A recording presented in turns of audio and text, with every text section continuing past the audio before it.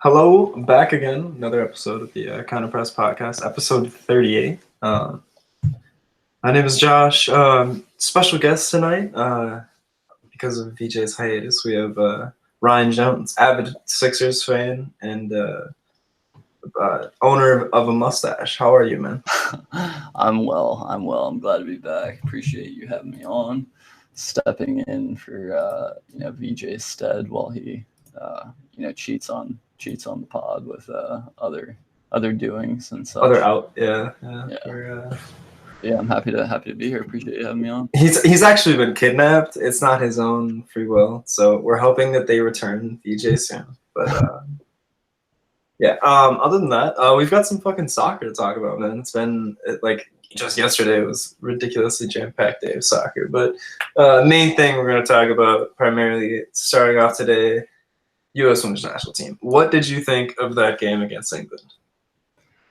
So, I was a little nervous going in because like England are obviously like a good team, and I thought that there was a chance that the game against France. I thought that there was like a possibility that they were kind of going to kind of like have like a bit of a lull, like because they really had to get up against France, being like the home team and whatnot. But they really I don't know, they were really impressive, and they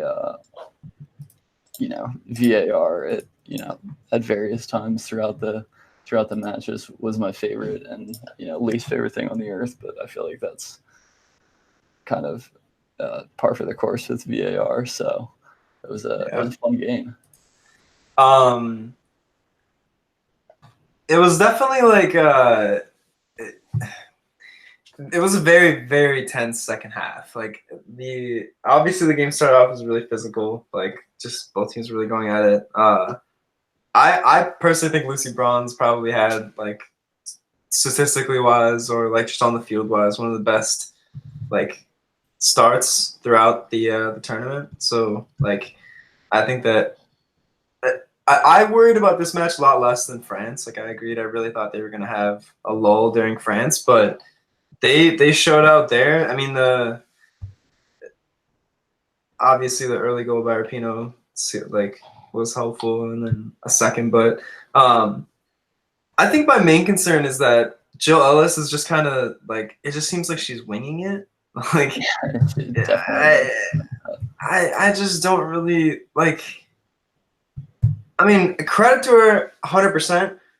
Donna's done an amazing job while it's double there at left back, even though she literally does not play left back. She's normally like a forward, but she's done really, really well. She was like overcommitting defensively in like maybe the first couple of games, maybe even against like France for a little bit. But she did really, really well against England.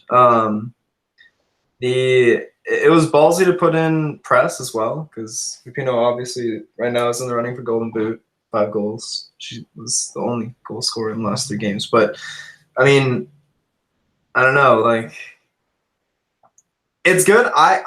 I'll take them in the final, obviously. Go women. I think they have shown really, really good so far. It was really funny watching that game and seeing the second yellow, because the ref like forgot that she was on yellow, and then she was like, "Oh shit, yeah, red, my bad."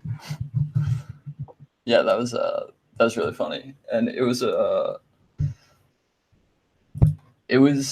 an interesting game because obviously Rapinoe being like not being fit, on top of just like her being like one of the best players, I think that she has like a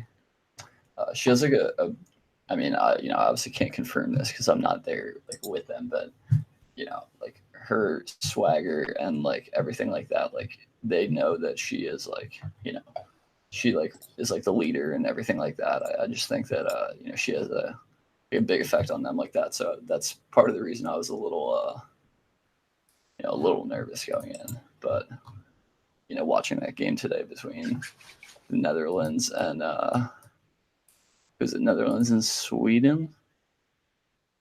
I believe so, yeah. Yeah, watching that game today, I mean, we should absolutely just like rip them on Sunday.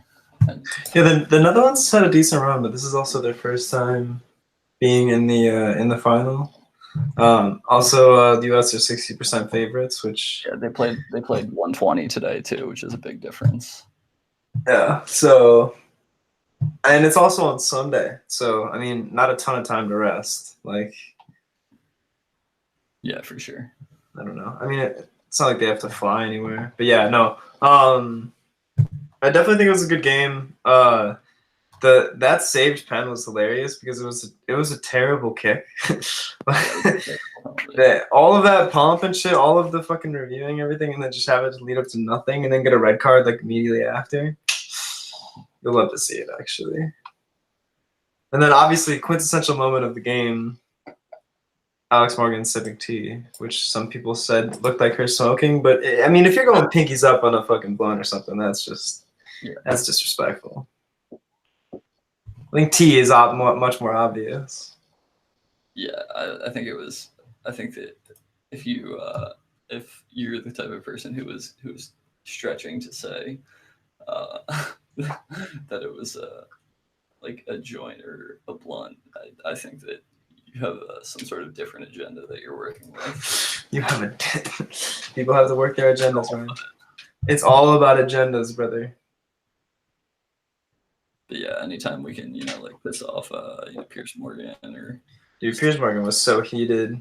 In general, Although they did bench Rapinoe, which I do. There's something fishy there, dog. Something weird. I admit Christian Press did good in the game, but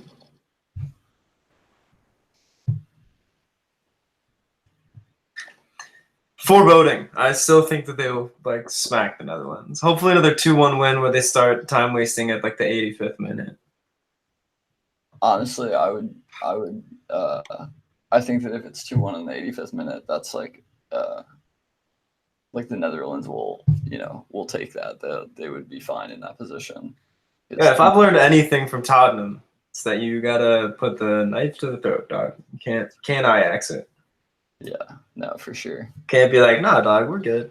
You can't let them. Bro, it is so goony to just like there's still like 5 minutes before there's extra time, and you just like get the ball in the wing, and there's like several people in the midfield that just like people essentially that you could cross to or just like make plays. You just dribble towards the corner flag. I'm like, dog, come on, bro. You're world-class athletes. Like, I get that it's like they're very, very good at time management in general. They're very good at wearing out their opponents. But like, I just love the 85th minute. Like, yeah, I'm done. Fuck you guy. Yeah, as opposed to like the like 89th or like in stoppage time, where they could just like essentially put the game away there, and they're up they're up a person as well. No, yeah, they really after the red card, it was very decisive. I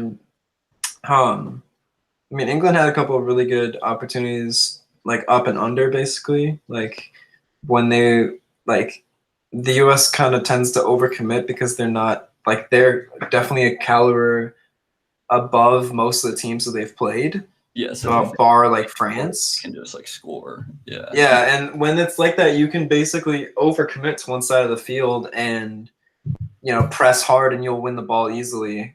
And if not, the press will lead to them making a risky pass, either like mid range or even like a long range, which can be keeper or like the actual defenders. But if you have an actual good team and they break your press, like it's hard to reset that immediately, and you're gonna start wearing your team out. So I think that the Netherlands is not as strong as France or even arguably England. I mean, I think that they're a really good team, but in comparison to the run the U.S. has had so far, I expect them to fucking trump them. So yeah, like good on you, ladies. They were very like sloppy in possession and stuff. I watched probably the last 60 minutes or so. I got there like 25 or like 30 minutes in. Well, especially the second half, I just felt like they went to extra time, so I watched the last like 90 minutes roughly. Yeah, they had 7 minutes extra time. That was fucking whack. I was like, you guys gonna have to waste time for 12 minutes. Like, but yeah, good showing. I think that's the takeaway from all this. and Be bringing surprised, home. they win 3-0 or something on Sunday. I would, not to say it's a foregone conclusion. Obviously, I'm not disrespecting the Netherlands, but they need to just go out and like show that they're the better team. Yeah, any given Sunday. Yeah, that's right. God damn it. Well, folks, you do love to see it. We're gonna move on to the reason that I brought Ryan on this podcast today, and that's your team signed at someone. Yes, 2 people actually, but Did one, you? Was it like a holy day for you? Did you take off work and it was a parade big, in the streets? it was a big day, especially because like it had been. So it kind of seemed like it was going to happen last week. Like last week, there was the GFFN report that they were. I'm not sure the verbiage that they used, like in the final stages or anything, whatever it was. So it basically said that they were, Wrap it up. Wrap it up, Dan. last week. So every day that it didn't happen, obviously, when you've been a Tottenham supporter, you are preparing for the world to come crashing down on you, and it finally did. Apparently, Dembele like went for his like physical or his medical, whatever you call it, and Daniel Levy just like told him, he was like, you're not leaving, like we're gonna finish this right now. Don't fucking leave. Yeah. Yeah, it's like Masai with Kawhi. It's like, yeah. Can't let you leave this building, Kawhi. Credit to him for making it happen, because yeah, he's holding the shirt, so it's and Dembele, like, for kind of like first and foremost, I'm not sure how like other like bigger clubs like weren't as involved in this, like, because it didn't really seem like there were like many other suitors, you know what I mean? Dembele? It would just like City. I mean, I guess maybe for the price tag that Spurs paid, like, because I mean they've been facing a lot of pressure from their fans, obviously, to buy like someone with a heartbeat. But like I don't know, man. City had made a bid. I'd heard like there were other clubs that said that they'd wanted him, and like City like were interested, but then it looked like they were in like the closing stages with Rodri like around a similar time, and it just kind of seemed like it was filled position. Certainly like could have happened, but it felt like I was kind of surprised. Then you got a Conte Jorginho thing where you're just too good. You're just too good in the midfield. Oh, fuck. But yeah, I mean, I'm so excited to see him play. Like, he fits exactly what we need. He's like press resistant. He's extremely good. Like like getting the ball forward, and like it's pretty good dribbling too. Yeah. I've seen his YouTube highlights. I've seen the dubstep clips. But yeah, so I went back and actually watched. I went on this like insanely sketchy website that you could like watch like old Champions League games, and it probably gave my computer like 4 viruses. But you watched the Barca games? Yeah, I watched one of the Barca games and one of the City games from the. When they beat him. Yeah, it was, and he was. I mean, I'm very, very excited. Yeah, they. It'll definitely be interesting. Though bringing up Rodri was interesting because I didn't think that City would get him, but I guess that like. I mean, Atleti need the money, bro. Like, you can't spend 120 million for someone and not sell someone for, approaching 70, 80 mil, Yeah, for sure. Best box-to-box midfielder in the Prem next year. Who's it going to be? Yeah, it should be. It just. As I was saying, like as a Tottenham supporter who we haven't signed a guy in however long, it really didn't they sign some other guy, but he was kind of like nameless or whatever? Yeah, he's from. To be quite honest, I have zero information on him. He's Dude, that could be your next Jamie Vardy, man. Jack Clark. He's from Leeds. Don't really know anything about him. So yeah, that's all I got on there, unfortunately. Oh yeah. On top of the fact that we actually just signed someone in general, the fact that he answers like everyone, like he is like the answer to like all of the questions that we had about the club, basically. And it's not like we're putting a square in a a circle in a square peg or whatever the phrase is. He is like precisely what we need. Yeah. No, definitely. Like I mean, I don't know. Like, you just want him to play. Like, do you want him to play a double pivot? Like, what do you? So he is definitely like better. Like, he's really good, getting forward too. So I really think that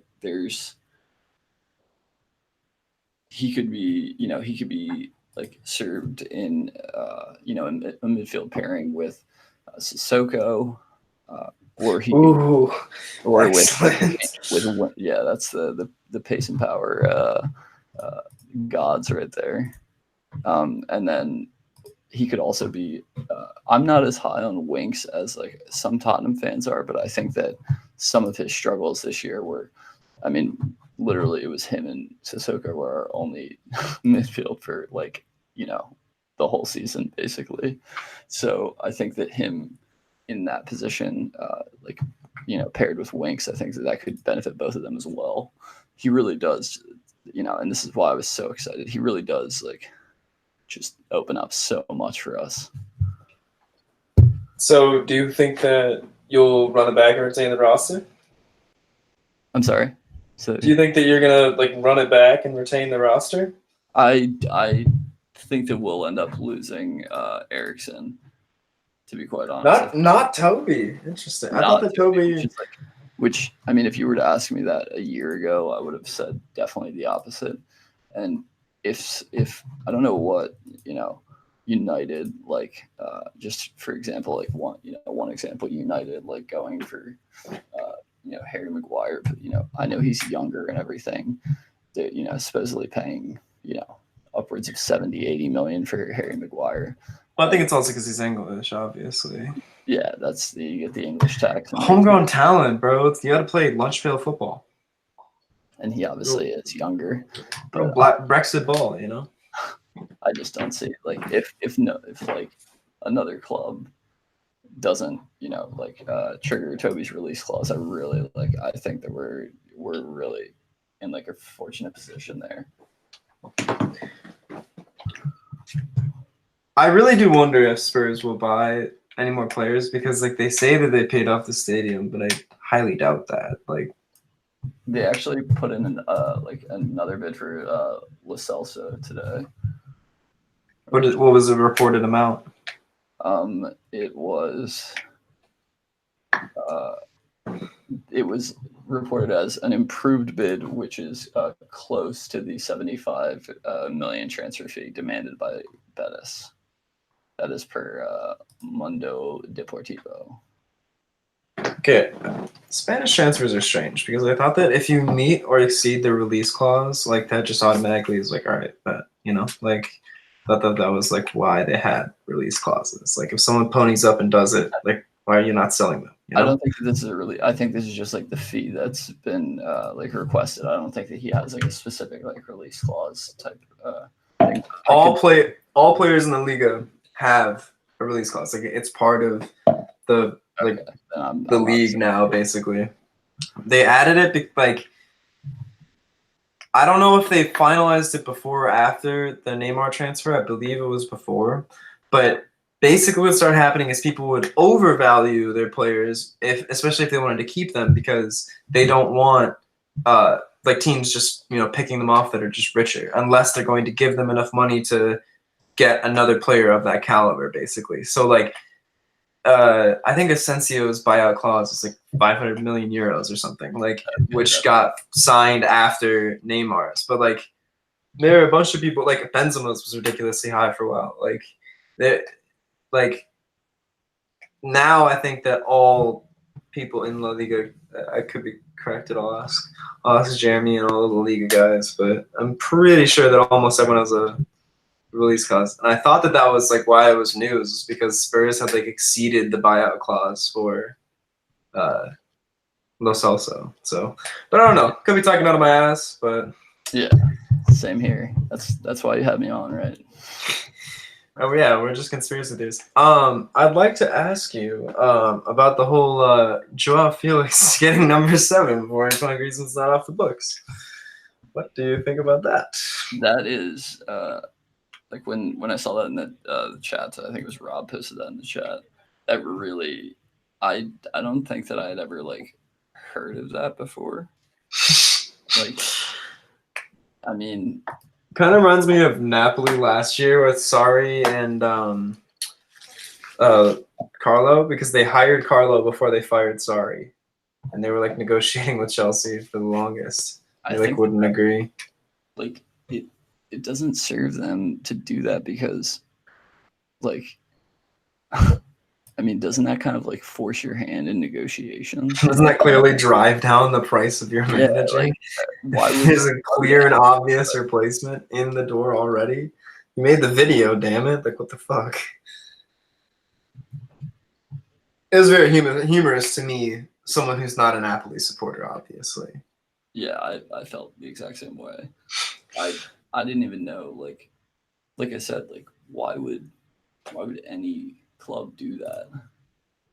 You just bought one of the best French midfielders in Ligue 1. I mean, potentially one of the best midfielders in the Ligue 1. And my club's probably going to appoint Frank Lampard as manager. They are definitely going to do that. God, fuck. Life's good, Ryan. You know, like it's just good all around. I love this game and all it entails. Yeah, I mean, who knows though? At the same time, like we don't really know. I feel like one of the things that as fans we are like the farthest removed from is like the influence that like coaches have. So I mean, who's to say? Obviously, you know, like his track record at was it Derby? Is that Derby County, brother? Yeah, pardon me, I'm not. Yeah, it's all good. But yeah, so like I think that like sure maybe he didn't have the best start there, but like someone's gonna be like it's Derby and my life's gonna be ruined. But yeah, so I think that it's while the chances may not be like very high, but it's certainly not like a write-off like some people are saying it is. I think that he could be I think that he could be good. As it is, it's kind of like obviously it's silly season for soccer, but it's also silly season for basketball. And as a man who wears a Sixers jersey in his little profile picture, how are you feeling about the Sixers? I feel pretty good, honestly. So like gotta keep Ryne in the hot seat, man. We gotta get all of the takes out, Yeah, before you gotta get your money's worth here. So your stipend will be in the mail. It's a PO box, right? So they offered Jimmy like the 5-year max, and he turned it down, right? Like it obviously is like not an ideal situation, but I mean, I'm a player guy. I'm not gonna like be siding with owners or front offices or anything like that. So I don't really see like how you can, Jimmy never said that he was gonna stay or anything like that. He never made like false promises or anything. So I really don't like see how you could be upset with him for that. And as a result, like, so, goes to Miami and they end up with a good player in return, like because of the sign and trade that they had to do with Josh Richardson. And Jimmy Butler won't catch a case for killing Hassan Whiteside. So yeah, that's very true. So it's just I think that for what the situation like presented, they did pretty well. And obviously like Horford is not like a flawless fit, but it also, I think that him, Joel Embiid like learning under him or and him teaching him like tricks of the trade and stuff like that. I don't see how anyone can not think that that's going to be a match made in heaven right there, especially because Horford is probably the guy who gives Joel the most trouble like of anyone. I saw that thing that said it was the couple photoshops, but the starting five for the Sixers, and they're like, who's stopping them? Someone said the 3-point line. But hey, man, it is what it is. It's a big team, a lot of big men. It's gonna be I'm excited. I'm excited. I can't wait for October. Yeah, I gotta. No, we gotta. I guess there's other sports in the meantime, but yeah, I'm definitely hyped. NBA free agency is just like the fucking best. Like, it's just there's no other sport like it that like baseball free agency lasts like however many months. We obviously see like what happens with transfers in soccer, how they can last for there can be a 2-week decades now. Yeah, like a 2-week period where it's kind of just like a showdown, whereas like in the NBA it's like 6:35 on Sunday night. It's like there's like 15 deals done. Well, how are there all these deals done? Yeah, it's been over 200 trades first 2 minutes. It's crazy that they negotiated so quickly because certainly no one else out there is tampering. Yeah, no. Yeah, what? This is a sanctimonious league. This is they take great pride in not, doing unethical things, negotiating outside of the well-established bounds of their rules. It's a good time, Yeah, it definitely is. It's it's exciting. Shout out to the Bulls for not being the Knicks. Shout out to the Knicks for being the Knicks. Bulls had I've been a huge fan of like everything that the Bulls have done so far this offseason, which feels like absolutely a weird. Yeah, when have you ever said that sentence out loud? I'm actually really happy with what Garpax has put together here, folks. I think they really have done a good job, But yeah, I feel so bad for every Knicks fan. Yeah, all right. They're the song of the summer. Alexa played Despacito. What seed the Sixers getting?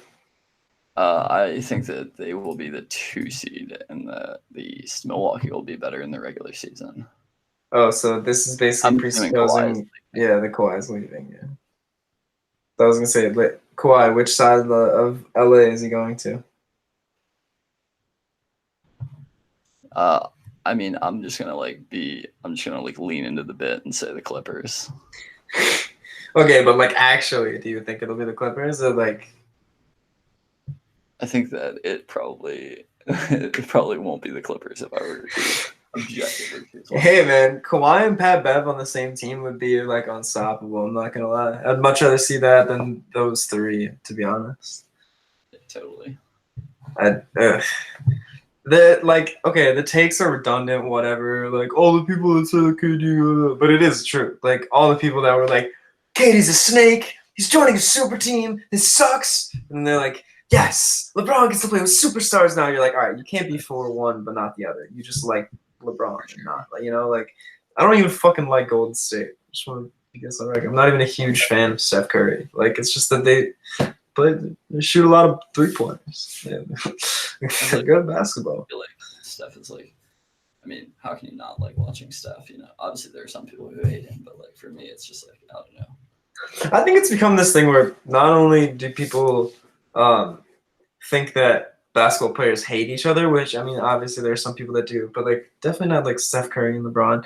But then it becomes them having a rivalry, and then you perceiving that, and then hating the other person. It's at the end of the day, everyone's fucking playing basketball. Unless they're in your same conference or something, and they've knocked you out of the playoffs several times. It's just I just don't see that rivalry. I get that they went to the fucking finals all the time. It's You don't have to hate fucking Golden State. You definitely don't have to turn around and be like, fuck yeah, AD, Kawhi, and LeBron on one team is a good thing. Although Lakers would only have like 7 people. So, like, might get tired. Throw Boogie on there. Give him a 1-year deal. Yeah, that would at least be fun. Oh, man. Definitely. All right. Content. Good content there. Great content. Ryne, final thoughts. Tottenham are going to win the league this year. Well, that's wishful thinking, and I don't think it's going to happen, but probably like a strong here 3. before the Man City fixture and told you that Tottenham were going to win the Champions League. They didn't, but they were very close. So I will take that as a They didn't. And I didn't have to allow any fans of either team on my podcast, which was great. Yeah, you're lucky that because our deal was that I was going to usurp your position. So yeah, and I agreed to it with such obviousness because it wasn't going to happen, But yeah, so I will. That's what I'm going to stake my claim on. Tottenham's just going to win the league. I'll come back on here when when they do, and they're hoisting up that big old trophy, and Harry Kane drops it on his face, and he's on the ground unconscious. Drops it on his ankle. Shattered forever, but they cut it off, and he starts playing like that South African runner that had Blade Runner. Yeah, that guy. Hell yeah. Tottenham win the league. Sixers win the title. I mean, come on. I feel like you knew where I was going with that. I'm not gonna come on here and not say that. I think we'll go third. And in closing, what is your prediction for the Netherlands-US game? I think that I'll say that the US wins 3-0. Shutout, big blowout. I like the guts. Just because I think that they're at a talent disadvantage from the US, and just the situation is not a. It's not ideal, folks. It's not bode well for them. Yeah, basically every game besides the one against France has been a fucking home game. Yeah, so that's where I'm at. Hell yeah. Well, folks, thank you for tuning in. Thank you, Ryne, for coming on. This has been no problem. My bud. We always need some good Spurs takes on here. That's an asterisk above always and then infrequently. So, but thank you for coming on. We do appreciate it. You're closer to VJ than I am. Is there any way that you could get his whereabouts maybe? Yeah, send him back on a plane this way. Yeah. I'll infiltrate their facility and tell them that they can't kidnap our friend anymore. This is illegal. But yeah, thank you, Ryne. Thank you all for listening, and yeah, see you guys later. Thanks. All right, man. Take it easy. Thanks.